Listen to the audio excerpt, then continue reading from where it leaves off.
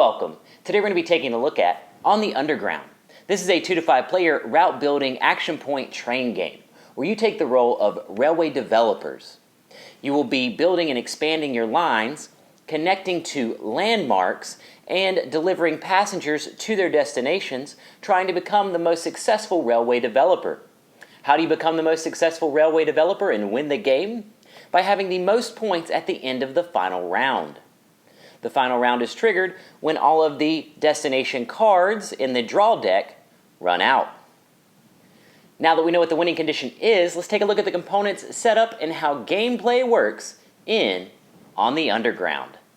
Now let's take a look at the components. This is for the deluxe edition of the game. The double-sided main game board. On one side you have the underground map of London, and on the other side you have the underground map of Berlin. And then for each city, London and Berlin, you have destination cards, destination tokens, standard and express, and landmark tiles. Passenger markers, score tiles, start player tile, track tokens in each of the 11 colors, branch tiles, double-sided player aids. One side has London and the other side has Berlin. And then finally, your rule book.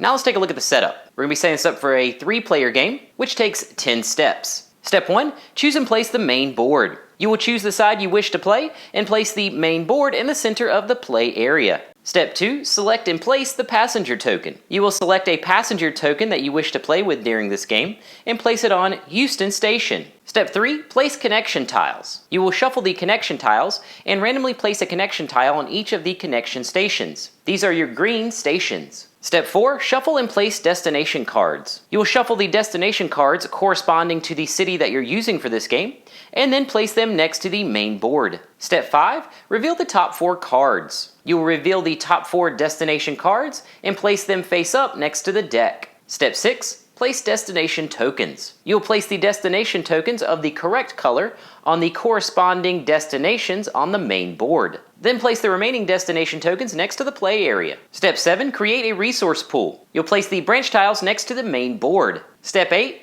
choose a score tile. Based on the number of players, you will choose a score tile with a number of colors on it. In a 2-player game, they have 4 colors. In a 3-player game, they have 3 colors. And in a 4 to 5-player game, they have 2 colors. So in this case, we'll be using the 3-color score tiles. And then you will place it on the 0 on the score track.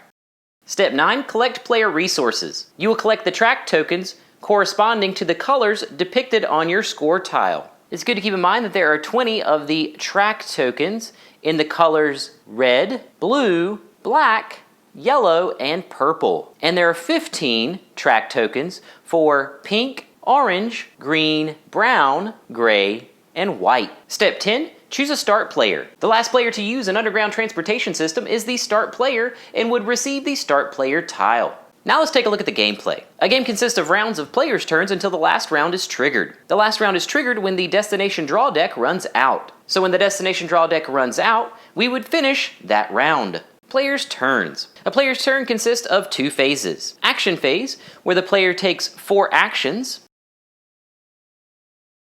and passenger phase, where you move the passenger to 1 or 2 of the 4 destinations on the main board, starting with the express destinations, which are yellow, and then the standard destinations, which are gray. Now let's look at each phase in detail. Phase 1, the action phase. A player will take 4 actions, unless it is the first round. In the first round, you will take a number of actions depending on your player order and the number of players. This information is located in the rulebook. Since we're playing a 3-player game, the first player will have 3 actions, the second player will have 4 actions, and then the third player will have 5 actions. This is only for the first round, so the second round on, you would have 4 actions. There are 2 types of actions you can take: placing track or take a branch tile. When you choose to take a branch token, you would take 1 of the half branch tokens. You may turn 2 branch tokens in to be able to expand a line from a place other than the 2 ends of your line. When placing track, you may place track of any of your colors. Your first track can go onto any location, and then from there on, you must extend from your ends. A good way to remember this is that you must have 1 in, 1 out from each station location. You can, of course, avoid this rule by using 2 branch tiles. The number of lines that can be placed on a connection is the number of lines connecting the 2 stations. So in this case, 4, and in this case, 1. When placing track, there are some special rules that will gain you points. The national rails. You will get 1 point when a line first connects to that rail station. Terminus stations. These are the red stations. You will get 2 points and a branch tile when you connect to a terminus station. Connecting landmarks. When a line connects to 2 of the same type of landmarks, you would get 3 points. Keep in mind that the tokens will stay on the board. Loops. When a line makes a complete loop, you will score 1 point per station in that loop. Keep in mind that loop stations only score once. So if you made a bigger loop or included a station that has been looped before, it will not score again. So in this case, the first player has taken their 3 actions. Once a player has taken their actions, we move to phase 2. The passenger phase. Depending on the types of destination cards, you will move the passenger to 1 or 2 destinations. If there are 2 types of destination cards, Express and Standard, you would move to 1 of each. If there is only 1 type of destination card, Express or Standard, you would only move to 1 of that type. You'll move the passenger to the destination that will require you the least amount of walking or blank spaces. If they are the same amount of walking or blank spaces, you will choose the route that has the least amount of exchanges or going from one line to the next. If they are still the same, then the player chooses. It's good to keep in mind that the length of a rail does not matter in this case, but it is the least amount of walking first and then the least amount of exchanges second. If those are the same, the player gets to choose the route. The lines used to get the passenger to the destination will gain the player 1 point to each line. Once the passenger reaches their destination, the token is removed and the card is discarded. And then after the player finishes their passenger movements, new cards are drawn to reveal 4 destinations, and then you will add 1 or 2 destination tokens based on the number of new cards. So in this case, the closest Express is here. The least amount of walking, which is 4, would be this route.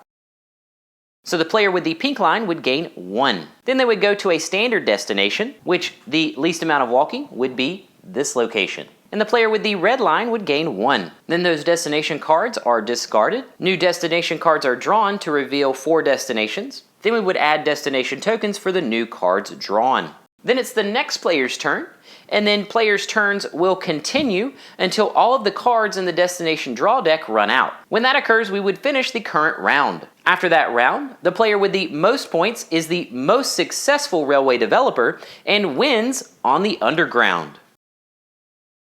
If you choose to play Berlin, there are a few changes that take place. In setup, your start location is different. For landmarks, you would sort, stack, and place the Berlin landmarks, where you would sort the landmark tiles by type, and then for each type, you would stack them into 4 stacks. 1 stack would have 3, 2 stacks would have 2, and then the final stack would have 1. Then you would randomly place out the stacks of 3 on each of the green 3 locations. The stacks of 2 would go on each of the green 2 locations, and the stacks of 1 would go on each of the green 1 locations. For the Berlin game, you would still score for national rail and terminus stations, but they don't score the connection or loop. Instead, they score for the plus stations. Lines that are connected to one of the plus locations would score 0.